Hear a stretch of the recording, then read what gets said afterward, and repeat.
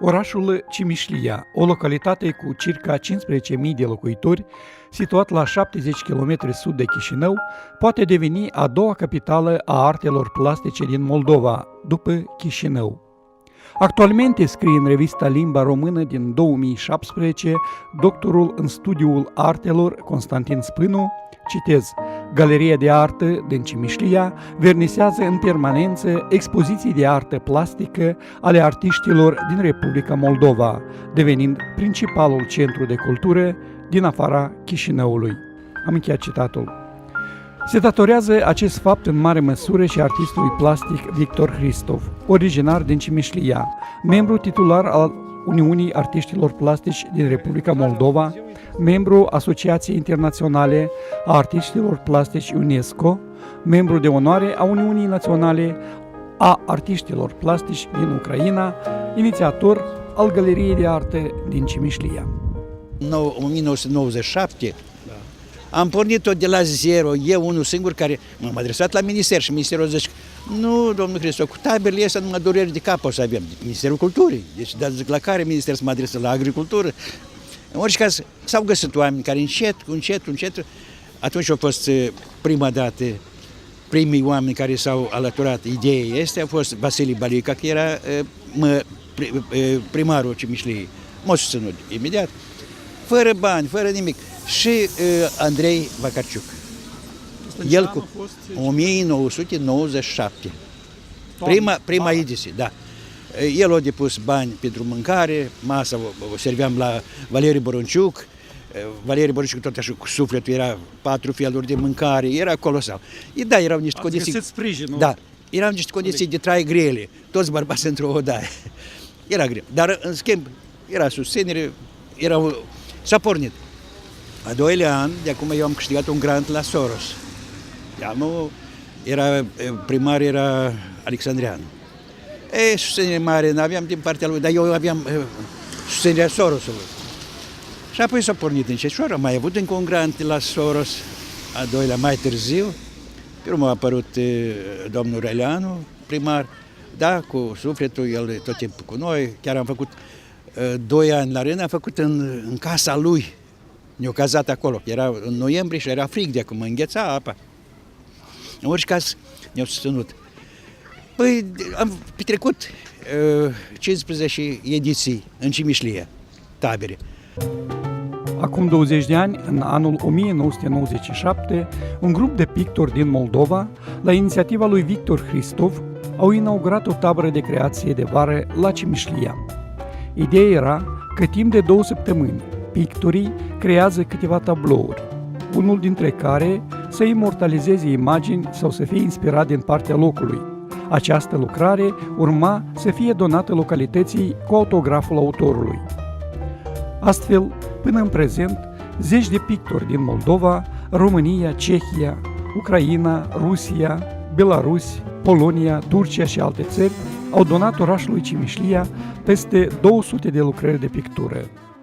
De unde au mai fost? Turcia, din Cehia, din Bulgaria, din Cehia, Buzu, da, Teodor Buzu și mulți dintre ei au fost din Belorusia, Consul, un artist extraordinar. Și am invitat mai pe mulți români. Da, pe aici am fost vreo 5-6 ori au fost aici. Da. Ultimul timp de acum, pentru că suntem cam rău și nu. Pe urmă a fost din România, au fost băieți, din Ucraina, din Odessa, o grupă întreagă. Eu chiar după asta am fost propus adică am primit nu cetățean, dar membru de onoare a Uniunii Artiștilor Plastici din Ucraina. La început a fost greu. Orașul Cimișlia nici astăzi nu dispune de hoteluri pentru cazarea pictorilor veniți la tabără. Din acest motiv, toate întrunirile au fost de vară, iar participanții au fost cazați ba la casa primarului, ba la școală, ba la casa de cultură, ba chiar și în primărie. Și acum sunt probleme. Din lipsă de bani, taberele nu se desfășoară anual, iar tablourile din patrimoniul galeriei sunt păstrate neadecvat într-o odaie a primăriei. Să vă spun sincer, nici depozit nu putem să numim cabinetul în care se găsesc lucrările. Eu le-am fotografiat, toate le-am clasificat, că le-am dat în primire. Da. Dar nu, trebuie să înramate, trebuie să-i dai drumul să le vadă lumea, dar așa stau închis acolo. E ceva, poate de asta și am pierdut și eu curajul mai departe să petrec, pentru că îmi place dinamică, să văd rezultatul. Dacă nu e rezultat și nu e dinamică, pentru ce să te mai Doar o parte din ele mai sunt afișate pe la Consiliul Raional, pe la primăria orașului. Asta nu e mișcarea așa la care mă gândesc eu. Da. Se poate de schimbat cu expoziții, prin alte centri, prin alte... Noi n-am făcut-o, adică ne-am stopat aici, motivând că nu-s bani, că nu-i șeia, că nu ne-am înțeles.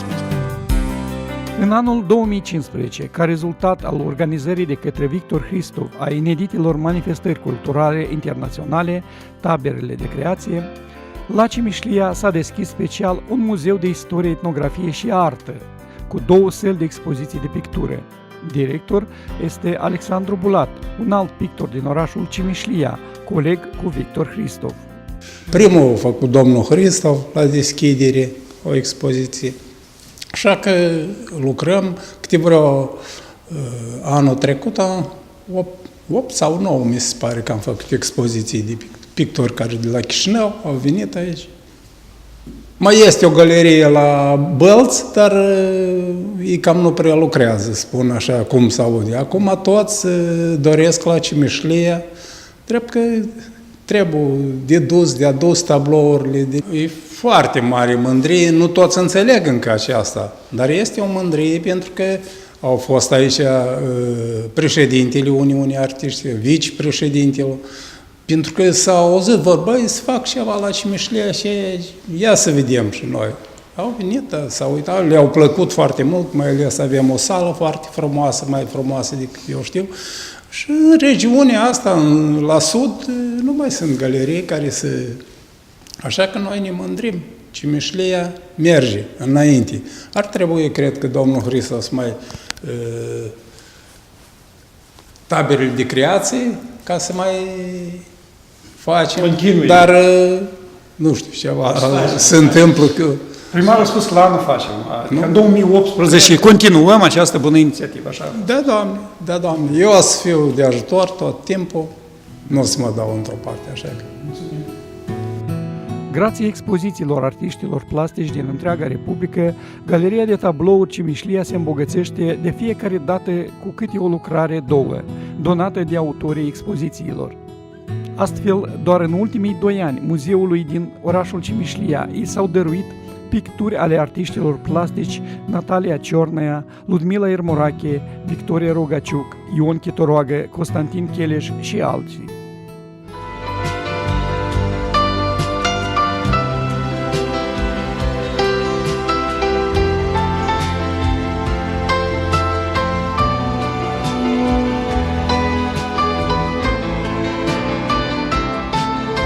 Căsuța bunicii și acest tablou azi îl donez muzeului ca să fie, cred că prietenii văzând acest lucru vor face și ei mai departe.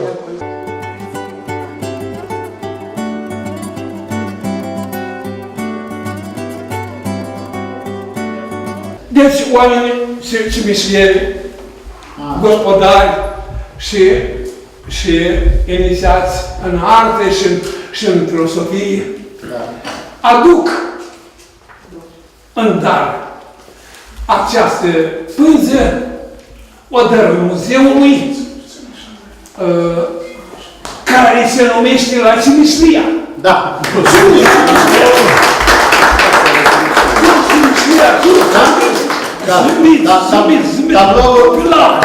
Domnul Chidoroare, tabloul este intitulat O casă la Cimișlia. Da. Așa este, bravo. Păi chiar este. Chiar așa și este. Chiar așa și este. De 8 ori am fost cot la cot cu Franiu. Da. Știți cine-i Franiu? Nu știu. Hristov.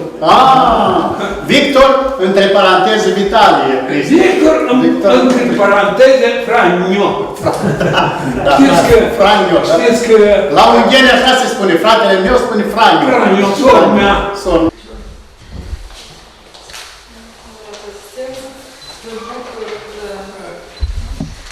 Noi este o tradiție care a făcut expoziții și care dorește, lasă muzeul un tablou. Eu drept să spun. Vrea să auzim, vrea să auzim. Așa că... Mă bucur să continuă tradiția aceasta и очень подарить эту свою работу музея, который я очень полюбила. Мне нравится архитектурная ситуация здесь, вот эти вот галереи, как-то современная живопись очень хорошо как-то вписывается.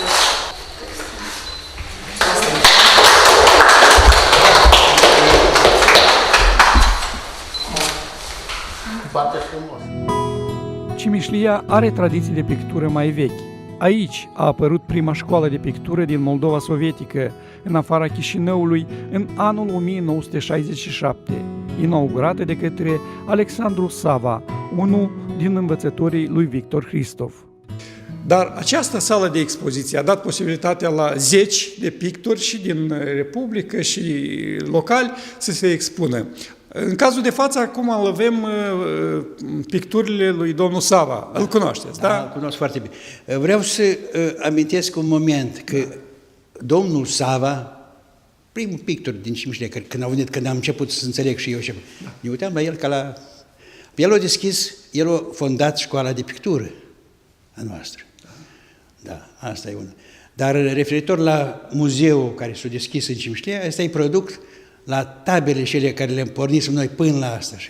Da, era ideea că să facem și muzeu, dar s-a tabele astea au forțat în timp și s-au făcut datorită lui Vacarciuc, Andrei, datorită Maxim Colța, oameni de suflet care au pus umărul cu banii din buget, frumos, și s-au făcut. Și avem acum un moment de domnul Bulat, care duce mai departe faima. Și da, se expun pictorii noștri. V-am zis de faptul că Constantin Spânu a zis că Cimișlia acum e a doilea centru unde se expun pictorii noștri din Uniunea Artiștilor Plastici, după Chișinău. Victor Hristov crede că patrimoniul cultural, inclusiv de artă plastică din Cimișlia, urmează a fi valorificat pe deplin. Pentru a expune colecțiile de tablouri din patrimoniul primăriei și muzeului Cimișlia, e nevoie de parteneriate culturale, inclusiv europene. Spuneam că avem peste 200 de tablouri care sunt în patrimoniul primăriei ca urmare acestei tabere de creație. Și ca să le expunem, sigur pe toate nu reușim, dar pe rând sau cum vă vedeți dumneavoastră? În primul rând, el trebuie să fie într-o stare de expunere, ca să fie la moment, să fie gata. S-a aflat, este o legătură cu cineva, băi, plecăm încolo, gata, domnul Bulat organizează, pleacă încolo cu expoziția. Cineva vine la noi, s-au scos astea, s-au pus altele. Deci să fie imobil, dar să fie gata, înrămate, vopsite, tot pregătite și dumnealui știe ce trebuie de făcut, el e la locul lui. Eu i-am propus domnului primar ca înainte de a transmite lucrările muzeului, pentru că acolo ele nu sunt la locul lor. El trebuie să fie în muzeu. Dar să fie un catalog și să fie, eu am întâlnit în Serbia, fiecare autor să fie micuț, fotografie, și lucrările toate care sunt în colecție să fie toate. Și să editate. Dau scoste o niște bani, dar o să fie ceva. Și atunci este document. Și acolo să vorbească primarul, să vorbească președintele, să vorbească domnul Bulat, directorul, eu să vorbesc, să scriu ceva. Deci rămâne un document. Muzeele noastre provinciale, cu toate că sunt micuți, nu prea mari, nu ne comparăm cu muzeele naționale, dar au în atua lor, au ceva lucruri, obiecte care le frapează și atrag vizitatorii. E un lucru frumos, mi-a plăcut. Să înțelegem că este pus un început de colaborare, de sprijin? Noi chiar am semnat un contract, ca să oamenii să nu creadă că noi vorbim așa, spunem povești, dar avem un contract deja de colaborare cu domnul Alexandru și o să ne storim măcar o dată în an, noi e Cimișlia la noi și noi la Cimișlia. E un lucru frumos, fiindcă noi prin felul ăsta atragem atenția și publicului. Muzeele noastre nu se prea sunt vizitate. Într-adevăr, avem probleme cu vizitatorii, anume muzeele. Aici trebuie să intri, să citești, să vedești, să vezi, să gândești. De aceea, prin faptul ce facem noi, uite, oamenii se interesează. Au venit aici la Soroca, dar ce mai adus ei încoace? Uite, ai noștri au plecat acolo. Și, într-adevăr, vrem să punem bază unei colaborări, mai ales că noi, Muzeul din Soroca, avem deja legături cu Muzeul Național de Istorie din Moldovei, cu Muzeul Național de Artă, din Chișinău. Și uite, acum avem cu Florești, Muzeul de Istorie și Etnografie Florești și cu Muzeul de Artă, Istorie și Etnografie Cimișlia. Un lucru frumos, mișcarea asta înseamnă viață.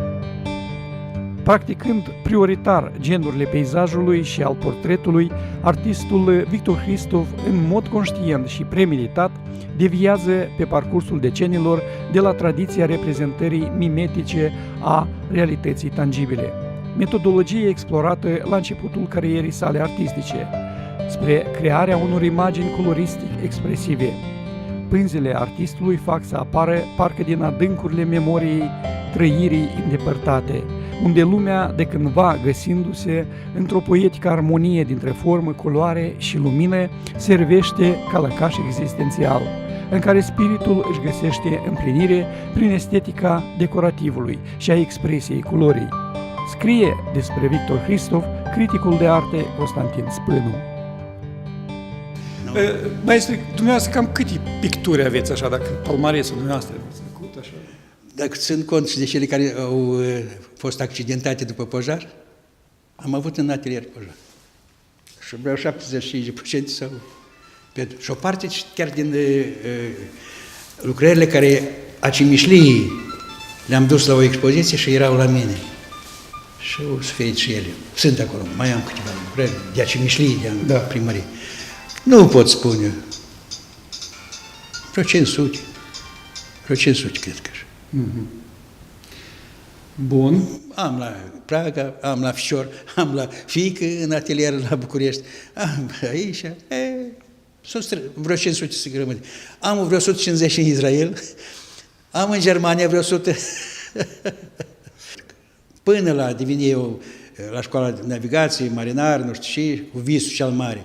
Dar aici desenam, pentru clasa 4-a, 5-a, desenam, făceam, modelam din plastilină.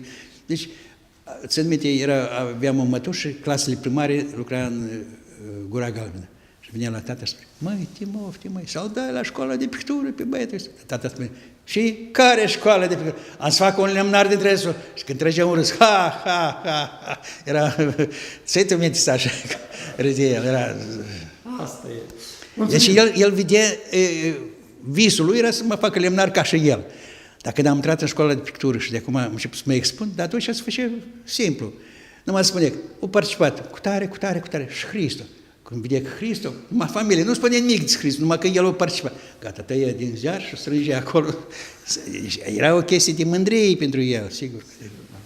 Cimișlienii se mândresc cu Victor Hristov. Dumnealui participă activ la diferite acțiuni culturale, dezbateri publice privind dezvoltarea orașului.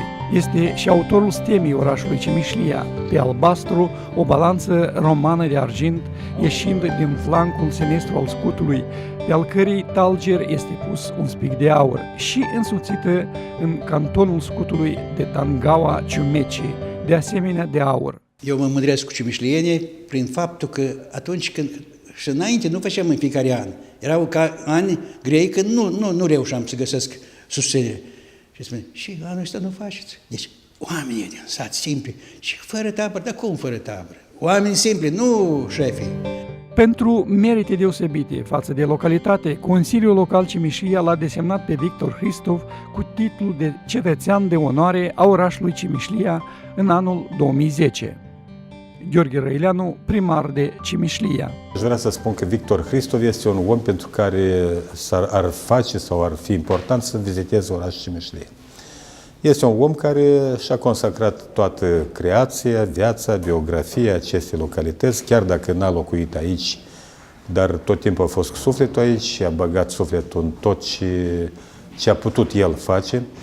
Și, în primul rând, în aceste tabere de creație, care ne-au adus o colecție importantă de opere de artă foarte valoroase și care reprezintă, practic, mai multe perioade din dezvoltare, istoria noastră, dar și geografic acoperă o arie destul de mare, începând cu Rusia, Belorusia, Ucraina, Bulgaria, Turcia, Germania și așa mai departe, Cehia.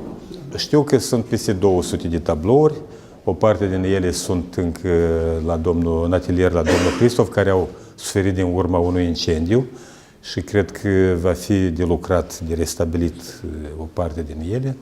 dar peste 200 de lucrări valoroase are orașul datorită acestui distins om care este și cetățean de onoare a orașului Cimișleni. S-a născut aici, aici îi sunt rădăcinile. Maestrul crede în talentul copiilor din Cimișlia, unde există și o școală de pictură cu tradiții, picturi cu renume care au activat aici, precum Anatolie Sofronovici, Alexandru Sava, dar și pictori mai tineri, precum Svetlana Cojocaru-Vâșinski, profesoară la Școala de Arte Cimișlia, Tudor Crețu, profesor la Centrul de Creație al Copiilor Cimișlia, Ruslan Cărlan, un tânăr și talentat pictor la început de cale. E iubat păsărele care cântă cu melodie.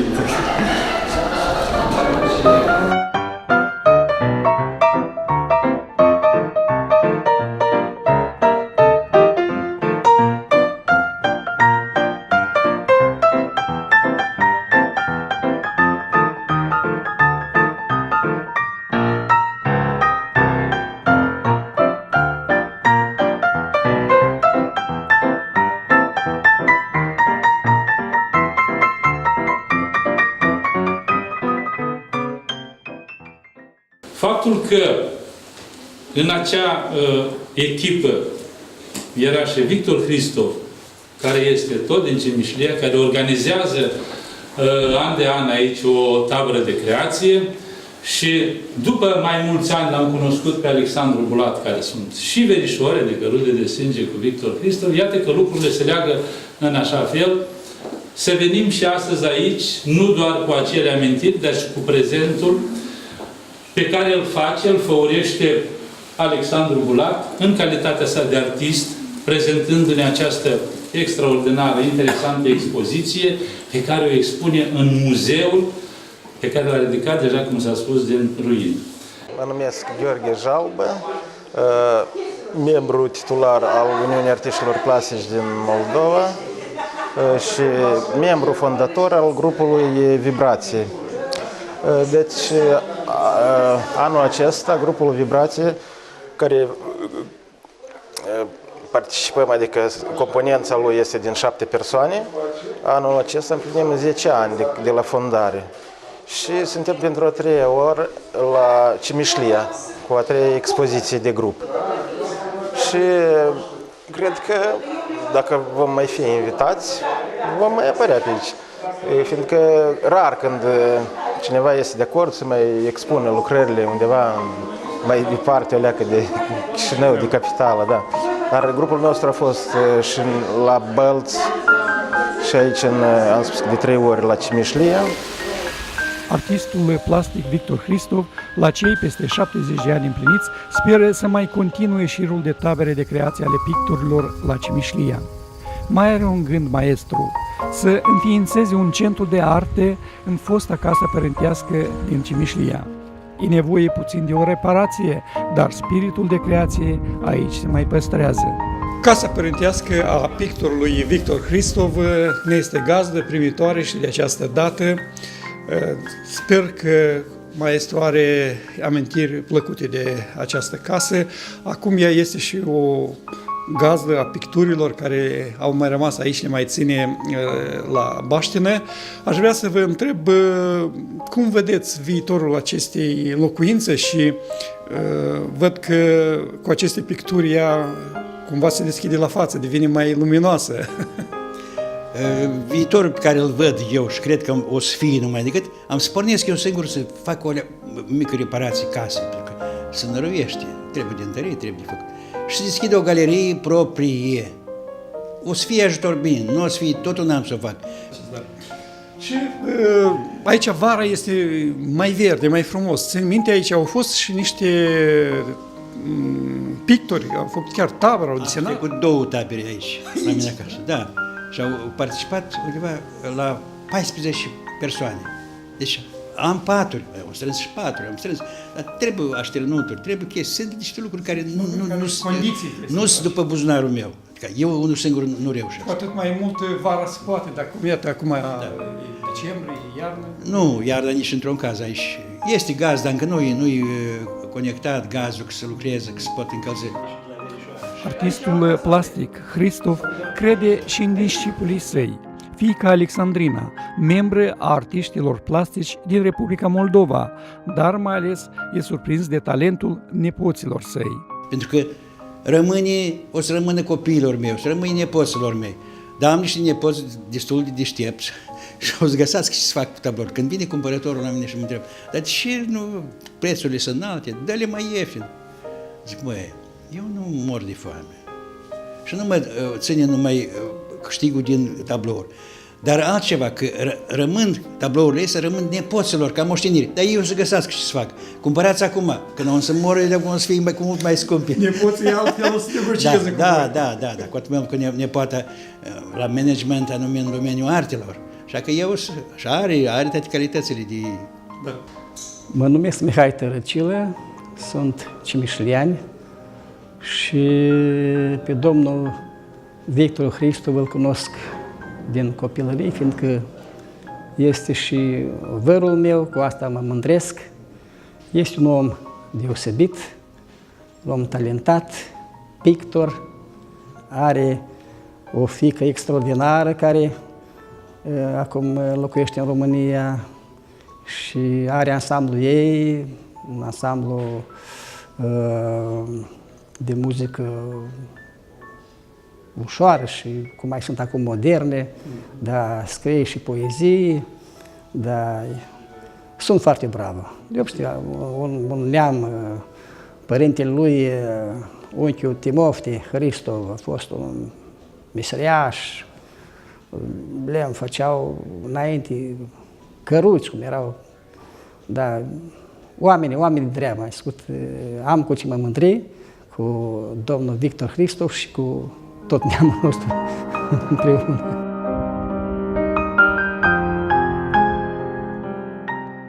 Actualmente, Galeria de Artă din Cimișlia vernisează în permanență expoziții de artă plastică ale artiștilor din Republica Moldova, devenind principalul centru de artă din afara Chișinăului.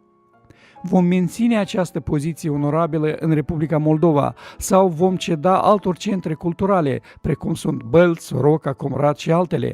Depinde de atitudinea locuitorilor orașului Cimișlia, care au în colecție un tezaur de neprețuit, sute de tablouri pictate de pictorii locali și din toată lumea. Galeria de tablouri a orașului devine deja o carte de vizită a orașului Cimișlia și a sudului Basarabiei. Pentru Media TV Cimișlia, Rodion Vârlan și Andrei Bargan.